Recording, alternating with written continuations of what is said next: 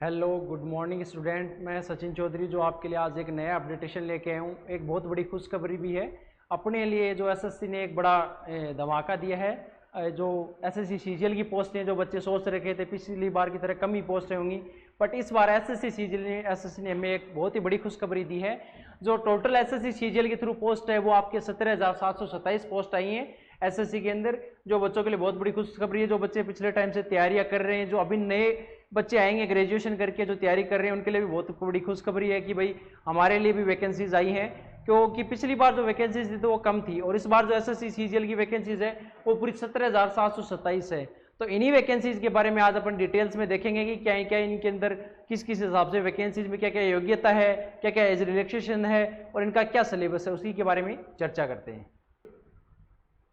तो अपन जिस बारे में चर्चा कर रहे थे एसएससी सीजीएल का नोटिफिकेशन जो कल आपके लिए आ चुका है, उसके अंदर अपन देखते हैं किस हिसाब से फॉर्म फिलिंग डेट कब से कब तक है और उसके अंदर क्या अपना सिलेबस है, कितनी वैकेंसीज है, क्या क्या एज रिलैक्सेशन है, उनके बारे में चर्चा करते हैं।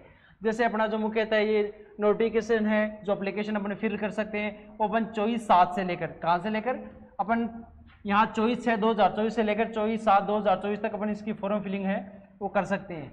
जैसे 24/6/2024 से लेकर 24/7/2024 तक अपन इसकी फॉर्म फिलिंग डेट कर सकते हैं। टोटल एक 1 मंथ है भाई, 1 मंथ का टाइम आपको एसएससी ने पूरा दिया। कुछ बच्चे जैसे मैंने देखा गलती करते हैं, वो क्या करता है 15 तारीख या 20 तारीख के समथिंग जाते जाते फॉर्म भरने के लिए जाते हैं, तब तक एसएससी की साइट धीरे चलने लग जाती है। भाई जब भी आपको टाइम मिले तो मेरा तो ये मानना है जल्दी से जल्दी आप फॉर्म फिलिंग करें। बहुत से बच्चों की दिक्कत आती है कि लास्ट तक फॉर्म फिलिंग नहीं हुआ या लास्ट तक इसका पेमेंट नहीं हो पा रहा है, पेमेंट का इशू चल रहा है।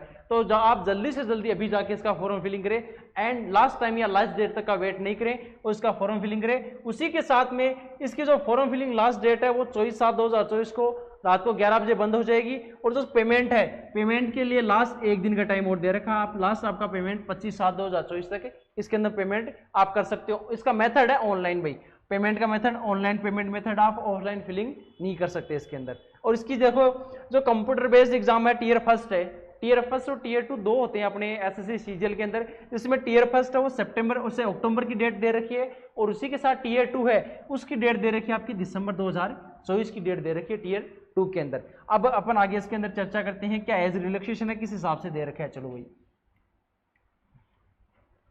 जैसे ये सारी की सारी अलग अलग एज ग्रुप है, जैसे क्या इनके अंदर एज क्राइटेरिया दे रखा है आपको। अगर आप देखना चाहो तो देखो भाई जिस हिसाब से detail of the post following are the likely post that will be filled up through this examination. देखो अलग अलग एग्जामिनेशन है इसके अंदर। असिस्टेंट ऑफिसर देख लो, चाहे जैसे सेंट्रल सेक्रेटरीट सर्विस के अंदर ग्रुप बी की है ये वैकेंसी, इसमें से 20 से लेकर 30 साल तक का आपका एज रिलैक्सेशन है। ये अलग अलग टाइप का एज रिलैक्सेशन दे रखा है आपको हर वैकेंसी के अनुसार। ये देख लो सारी की सारी वैकेंसी जो आपकी फिलहाल दे रखी है। जैसे मुख्यतः अपने जैसे जेएसओ है, जो जेएसओ जिसे अपने बोलते हैं जूनियर स्टैटिकल ऑफिसर, जिसके लिए अपना पेपर 3rd भी होता है, जैसे सॉरी पेपर 2nd भी होता है। पेपर फर्स्ट के अंदर तो होता है आपके क्या होता है 2 सेशन होते हैं, एक तो सेशन फर्स्ट और सेशन सेकंड, जो नॉर्मली सारी पोस्टों के लिए है। बट जो बच्चा जेएस और एमईए के लिए मिनिस्ट्री ऑफ एक्सटर्नल अफेयर्स के लिए प्रिपरेशन कर रहा है उसके लिए पेपर 2nd भी होता है। जैसे ये मुख्यतः पोस्ट है, इसके लिए आपको एज रिलैक्सेशन दे रखा है 18 से 32 साल तक। ये सारी की सारी अलग अलग एज है। जैसे इनका पे लेवल भी दे रखा है, जैसे 25,000 तक 81,100 रुपये। जो मुख्यतः सबसे ऊपरी ऊपर देखिए अपन ग्रेड के अनुसार, तो जो मुख्यतः ये बी ग्रेड की वैकेंसीज है इसके अंदर देखो आपके लिए 44,900 रुपये से लेकर 1,42,400 रुपये तक जिनमें आपकी सैलरी होगी। उनके अंदर ग्रुप बी की जो ऑप्शन में 20 से लेकर 30 साल तक ऑन एन एवरेज अधिकतर वैकेंसीज ये सारी ऐसी हैं ग्रुप बी वाली, और उनके अंदर सब में रिलैक्सेशन 18 से लेकर 30 तक है। बस एक जेएसओएससी है, जो ये जेएसओएससी है इसके अंदर 2 साल एक्स्ट्रा का क्या है एज रिलैक्सेशन दे रखा है आप लोगों को कि आप 18 से लेकर 32 साल तक के हो तो आप क्या इसका फॉर्म भर सकते हो। उसके अलावा अगर अपन नीचे देखना चाहें फिर ग्रुप सी की वैकेंसीज आ गई, जिसके अंदर आपकी बेसिक पे 29,200 से लेकर 92,300 रुपये तक आपकी आईएएस जो क्या है सैलरी रहेगी। उसके अंदर ऑडिटर हो गया, ऑडिटर जैसे अलग अलग डिपार्टमेंट है इसके अंदर, जैसे आपके सीएजी हो गया, सीजीडीए हो गया।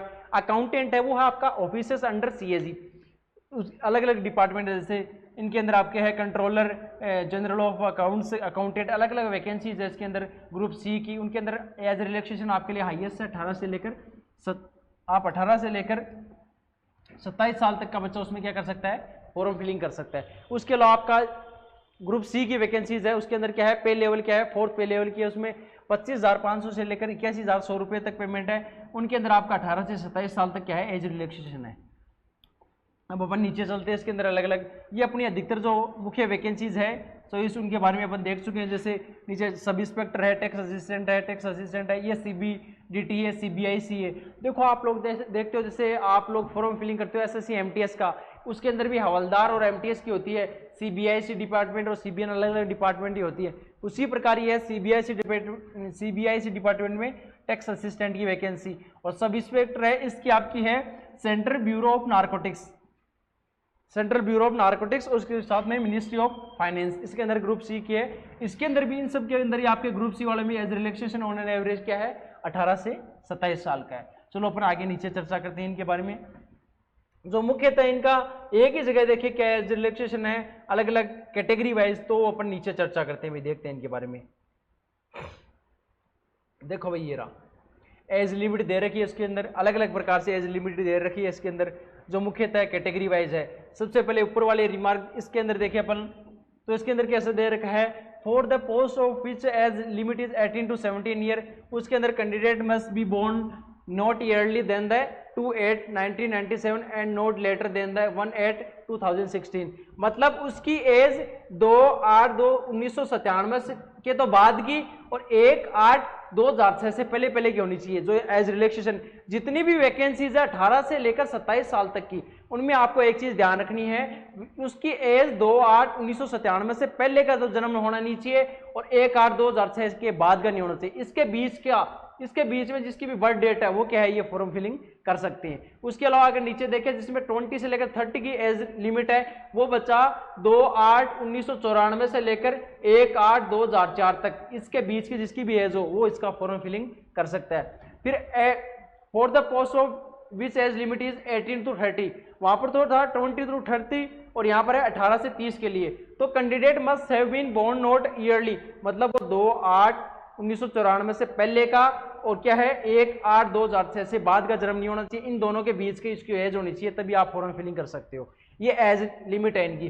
फिर फॉर द पोस्ट ऑफ क्या है, post for which age limit is 18 to 32, 18 से लेकर 32 के बीच की एज है, उनके लिए उनका जन्म या जब बर्थ डेट है 2/8/1992 से लेकर 1/8/2006 के बीच की होनी चाहिए। ये उनकी एज होनी चाहिए, एज लिमिट। इनके बीच में अगर उनका जन्म है तो क्या आप फॉर्म फिलिंग कर सकते हैं। उसके अलावा अपन नीचे चल के देखते हैं भाई, जैसे अलग अलग कैटेगरी वाइज अगर अपन कोर्स देखें, कैटेगरी वाइज इनकी क्या एज रिलैक्सेशन है। आपके जैसे आपने वहां देख लिया एज का क्राइटेरिया 18 से 30 देख लिया, या आपने 20 से 30 देख लिया, 18 से 25 देख लिया, अलग अलग एज कैटेगरी देख ली। उसके अंदर आपको एक एक्स्ट्रा क्या है, एक्स्ट्रा एज रिलैक्सेशन मिलता है। जिस प्रकार जो भी SC और ST का बच्चा होगा उसको 5 साल की छूट मिलेगी।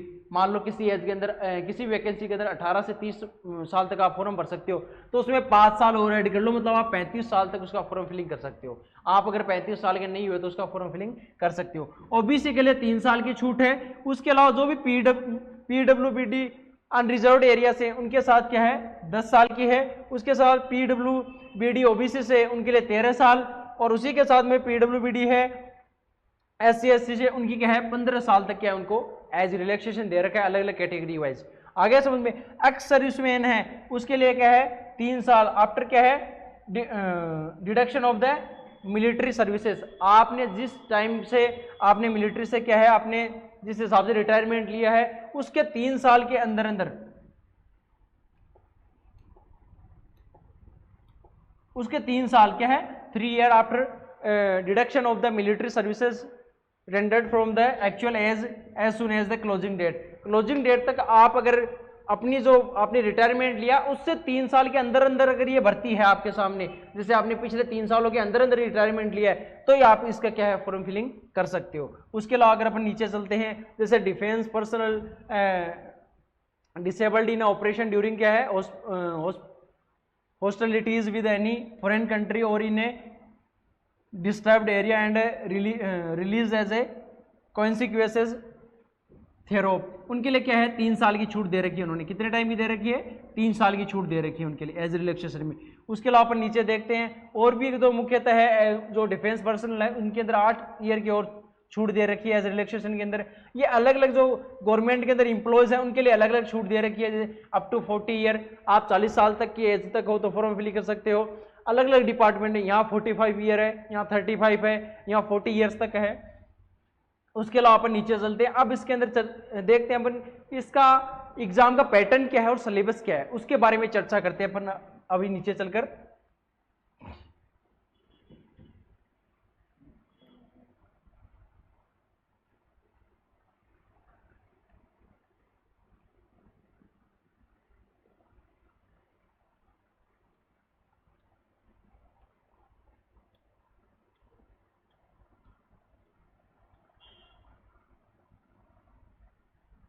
ये अलग अलग देखो यहाँ पर ये आपके सारे क्या है एग्जाम सेंटर्स है। यहाँ एग्जाम सेंटर के बारे में बता रखा है कि आप कहाँ कहाँ पर अपना एग्जाम सेंटर दे सकते हो एसएससी सीजीएल की एग्जाम के लिए। यहाँ पर ये देखो भाई, ये आपका क्या आ गया है, स्कीम ऑफ है टियर फर्स्ट, ये एग्जामिनेशन स्कीम आ गई है भाई। इसके बारे में अपन देखेंगे भाई इस एग्जाम के अंदर क्या क्या पूछा जाता है, क्या क्या की अलग टाइप जो भी चीजें मुख्य उन चीजों के बारे में अपन क्या है देखेंगे भाई।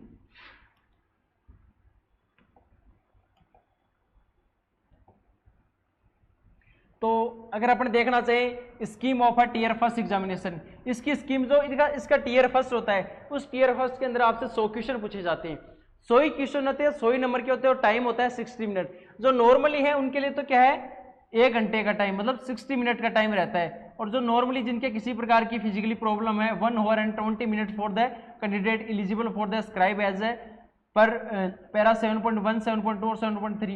इनके अंदर जो लोग आते हैं, ये जो पॉइंट्स देख रहे हैं इन एरिया के अंदर, उनके लिए आपको 20 मिनट की एक्स्ट्रा छूट दी जाती है पेपर के लिए। वैसे नॉर्मली जो भी है उसके लिए क्या है 60 मिनट में 100 क्वेश्चन करने पड़ते हैं, जिसके अंदर आपके 25 क्वेश्चन तो जनरल इंटेलिजेंस जिसे अपन रीजनिंग बोलते हैं, 20 question general awareness, sorry 25 question ये आपके मैथमेटिक्स के और 25 क्वेश्चन इंग्लिश कॉम्प्रिहेंशन पार्ट के आते हैं। टोटल 100 क्वेश्चन आते हैं, आपको 60 मिनट में करने होते हैं और मार्क्स भी कितने होते हैं इसके 100 ही मार्क्स होते हैं भाई। उसके अलावा अपन नीचे चलते हैं भाई, नीचे देखते हैं।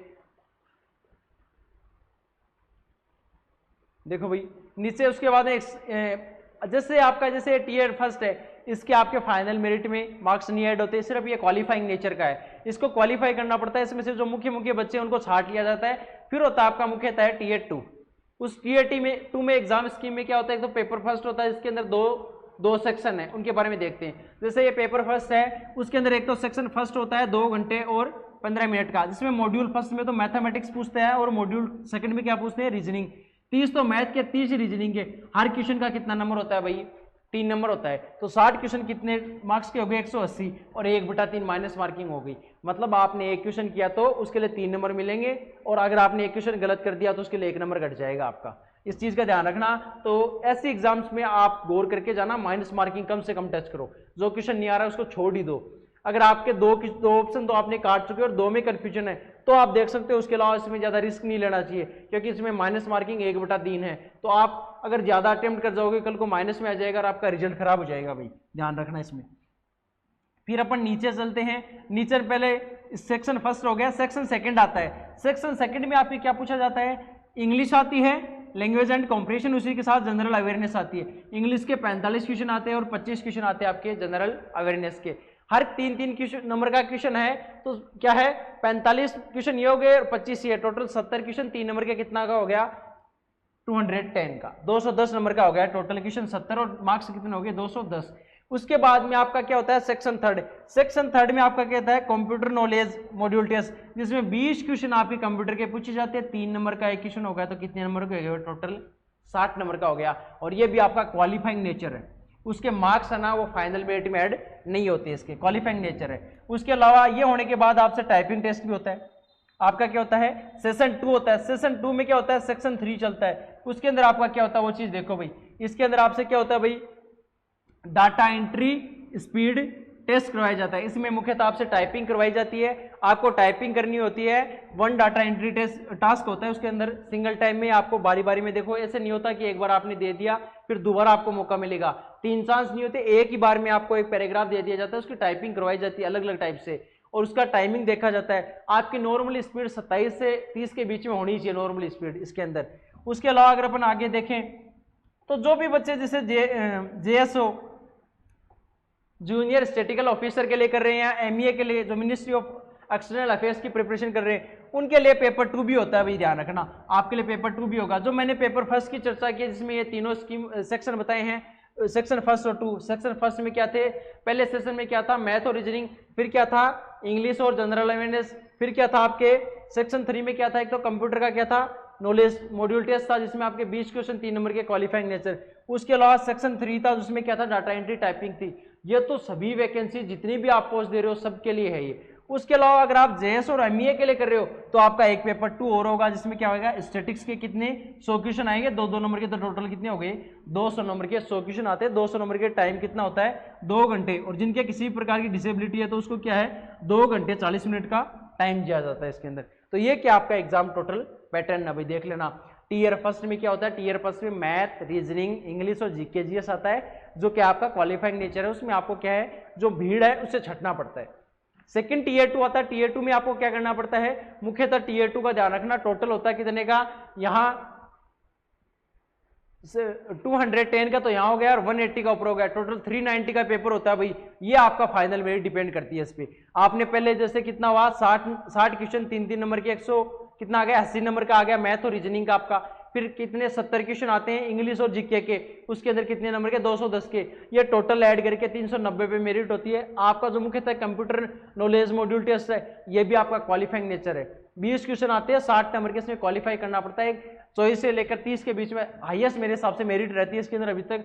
उसके अलावा आपका फिर टाइपिंग टेस्ट होता है जिसमें आपके टाइपिंग करवाई जाती है, एक ही मौका मिलता है अभी, 3 साल नहीं होती है उसके अंदर, सिर्फ सिंगल टाइम में आपको क्या है वो टाइपिंग टेस्ट क्लियर करनी पड़ती है, वरना आप टाइपिंग की वजह से भी बाहर हो सकते हो। तो जैसे आप एग्जाम की तैयारी करो उसी के साथ में मैं तो बोला हूँ टाइपिंग की तैयारी अपनी शुरू कर दो उसी के स्टार्ट में। जो उसके अलावा जेएस और एमईए के लिए कर रहे हैं उनके लिए एक पेपर सेकंड और होगा स्टैटिक्स का 100 क्वेश्चन और 200 नंबर के। तो आपको मेरे हिसाब से एग्जाम पैटर्न तो समझ में आ गया है। उसके अलावा अपना चलते हैं नीचे सिलेबस पे। सिलेबस में पेपर फर्स्ट है उसके अंदर मॉड्यूल फर्स्ट है मैथमेटिक्स एबिलिटी, उसके अंदर सेकंड क्या है मॉड्यूल 2 में रीजनिंग एबिलिटी, सेक्शन 2 में मॉड्यूल फर्स्ट इंग्लिश और मॉड्यूल 2 जनरल अवेयरनेस, फिर आ गया सेक्शन 3 उसमें मॉड्यूल फर्स्ट तो आपका क्या है इसके अंदर तो होगा आपका क्या कंप्यूटर नॉलेज टेस्ट, और मॉड्यूल 2 क्या होगा डाटा एंट्री स्पीड। ये तो नॉर्मली उन सभी एग्जाम्स के लिए है, जितनी भी पोस्ट हैं सबके लिए, आप चाहे किसी को भी फिल करो ये सारा क्लियर करना ही पड़ेगा। उसके अलावा जो एक पेपर सेकंड था वो सिर्फ जो जेएस और एमईए के लिए मुख्य प्रिपरेशन कर रहे हैं आगे जो मुख्य उन्हीं के लिए पेपर सेकंड होगा। सेकंड वाला paper will be conducted in 2 session, session first और सेशन 2। सेशन फर्स्ट में आपको पता चली गया क्या आ रहा है, सेशन फर्स्ट में तो आपके क्या आएगा maths and reasoning module first second, session 2 में आएगा आपका इंग्लिश और जीके, सेशन 3 में क्या आएगा उसके अंदर आपके होगा एक तो कंप्यूटर नॉलेज टेस्ट लेंगे 20 क्वेश्चन का, एक आपसे क्या होगी टाइपिंग होगी। तो ये आपका क्या एग्जाम पैटर्न है सारा का सारा, आ गया आपकी समझ में। उसके अलावा टीयर फर्स्ट और सेकंड हो गया। अब देखो tier 2 paper first and paper second, it will be mandatory for the candidates to qualify all the section of a paper first. Paper first सभी के सभी एग्जाम्स के लिए सभी बच्चों के लिए क्लियर करना जरूरी है, चाहे आप किसी भी वैकेंसीज के लिए फिलअप कर रहे हो। जो पेपर 2 है मुख्यतः वो मैंने बता चुका हूं आप कौन सी वैकेंसीज है, उन्हीं के लिए सिर्फ पेपर 2 मांगा गया आपके लिए। उसके अलावा अपन देखते हैं भाई नीचे इसके बारे में, इसके सिलेबस के बारे में चर्चा करते हैं किस हिसाब से इनका सिलेबस। ये देखो भाई मुख्यतः सिलेबस टीयर फर्स्ट में क्या क्या सिलेबस है उसके बारे में देखते हैं। ये है टीयर फर्स्ट का सिलेबस जिसमें जनरल इंटेलिजेंस रीजनिंग का क्या सिलेबस है। रीजनिंग में आपके मैनुअली वही है पहले वाले टॉपिक से है जिसके अंदर वर्बल रीजनिंग है, नॉन वर्बल है, एनालिटिकल में जैसे सिलोजिज्म हो गया, ये वाले टॉपिक है सारे रीजनिंग के टॉपिक है। ये सारे टॉपिक्स देख लेना, ये भाई जो जितने भी ये टॉपिक्स हैं ये सारे के सारे रीजनिंग के टॉपिक्स है सिलेबस में, सारे के सारे।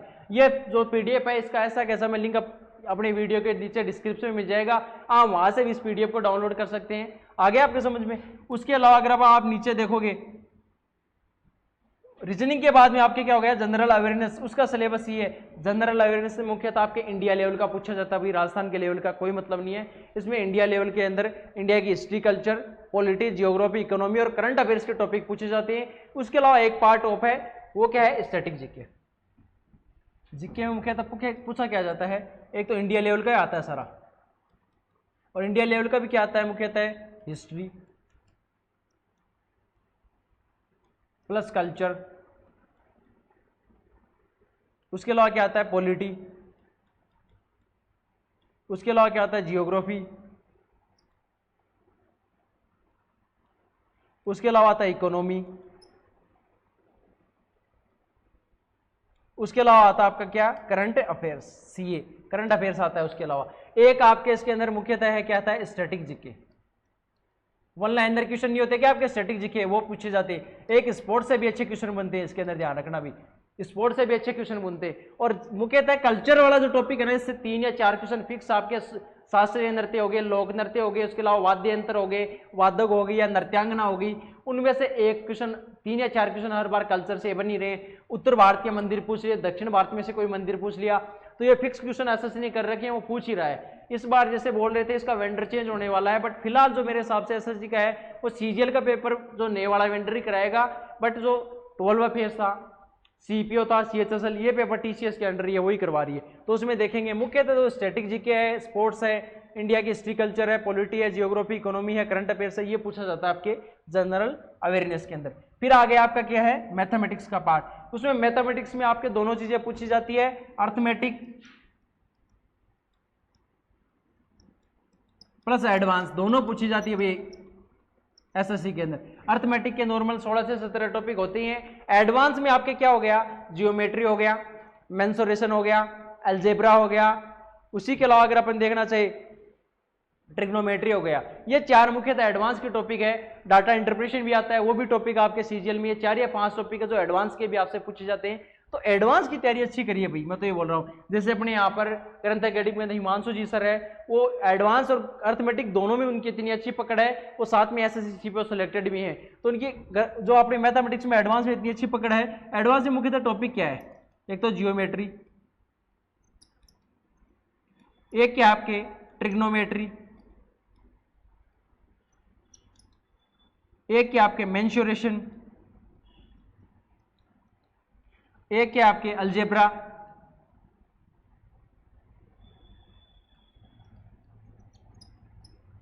एक क्या आपके डीआई, जिसे अपन बोलते हैं डाटा इंटरप्रिटेशन। ये मुख्यतः 4 या 5 एडवांस के टॉपिक है जो आपको अच्छे से तैयार करने पड़ते हैं, क्योंकि मेरिट इन पे भी डिपेंड है। अकेले अर्थमेटिक्स से काम नहीं चलेगा, आपको एडवांस के टॉपिक भी तैयार करने पड़ेंगे। फिर अगर अपन आगे देखना चाहिए, इसके बाद में पढ़ाता है इंग्लिश कॉम्प्रिहेंशन, जिसके अंदर आपको पता है इंग्लिश कॉम्प्रिहेंशन में क्या है पूरा डाटा। इसके अंदर आपको नॉर्मली आपकी ग्रामर, पूरी ग्रामर भी तैयार होनी चाहिए, ग्रामर के साथ में कॉम्प्रिहेंशन पार्ट भी तैयार होना चाहिए, कॉम्प्रिहेंशन पार्ट भी तैयार होना चाहिए आपका, और उसी के साथ में आपकी वोकेब अच्छी होनी चाहिए भी। इसका सबसे अच्छा तरीका बताऊं क्या, आपकी अगर वोकेब अच्छी होगी तो आपका कॉम्प्रिहेंशन पार्ट अच्छा बनेगा, कॉम्प्रिहेंशन पार्ट और वोकेब अच्छी हो जाएगी तो आपकी ग्रामर अपने आप अच्छी हो जाएगी। क्योंकि ग्रामर को आप अगर अच्छे से पढ़ना चाहते हो, उसके लिए आपकी वोकेब पे पकड़ होनी चाहिए। अगर आपको वोकेब भी नहीं आ रही तो ग्रामर आपको रटनी पड़ेगी, और आपको वोकेब और आपका कॉम्प्रिहेंशन पार्ट अच्छा है तो फिर आपको ग्रामर में भी अच्छा क्या रूल और रेगुलेशन आप पढ़ोगे तो उनमें जोर नहीं आएगा भाई, बिल्कुल भी। तो आपके लिए ग्रामर में मुख्यतः इंग्लिश में आपकी ग्रामर, कॉम्प्रिहेंशन पार्ट और वोकेब उनका तैयार होना चाहिए। जैसे कॉम्प्रिहेंशन में मुख्यतः कैसे पूछा जाता है, आपसे पैराग्राफ भी पूछ लेता है और क्लोज टेस्ट भी पूछ लेता है इसके अंदर। आगे आपके समझ में, फिर अपन नीचे चलते हैं मुख्यतः। फिर आपका आएगा टीयर 2 का मुख्य सिलेबस सही भाई, आपके मॉड्यूल फर्स्ट में सेशन फर्स्ट है इसका, पेपर फर्स्ट में सबसे पहले तो क्या आ गया, नंबर सिस्टम आ गया। दे रखे मैथमेटिक्स में कौन से topic, number system, fundamental arithmetical operation हो गया, अलजेब्रा हो गया, जियोमेट्री हो गया, मेंसुरेशन, ट्रिग्नोमेट्री और स्टैटिस्टिक्स एंड प्रोबेबिलिटी हो गया आपके। जैसे बायोडायग्राम है, इसके अंदर पाई चार्ट है, मेजर ऑफ है, सेंट्रल टेंडेंसी है। फिर मॉड्यूल 2 आ गया, मॉड्यूल 2 के अंदर आपके क्या होता है, सेक्शन फर्स्ट में पार्ट फर्स्ट है रीजनिंग, सेशन फर्स्ट का रीजनिंग में आपके मुख्यतः जैसे जो भी वर्बल, नॉन वर्बल, और उसके अलावा अगर अपन देखना चाहिए एनालिटिकल रीजनिंग जिसमें सिलोजिज्म है, जैसे अपने वो सारे टॉपिक्स इससे पूछे जाते हैं। उसके अलावा नीचे चले तो आपके क्या जाता है सेशन 2, उसके अंदर पहला पेपर किसका होता है, इंग्लिश कॉम्प्रिहेंशन, जिसमें आपकी वही इंग्लिश ग्रामर, कॉम्प्रिहेंशन और वोकेब आपकी तैयार होनी चाहिए। उसी के अंदर आपका मॉड्यूल 2 क्या होता है, जनरल अवेयरनेस, जिसके अंदर आपकी इंडिया की history culture, geography, polity, economy, current affairs के साथ में स्टैटिक जीके और स्पोर्ट्स का डाटा आपका पूरा तैयार होना चाहिए। ये सारा क्या आपका टीयर 2 का डाटा है मुख्यतः पेपर फर्स्ट का।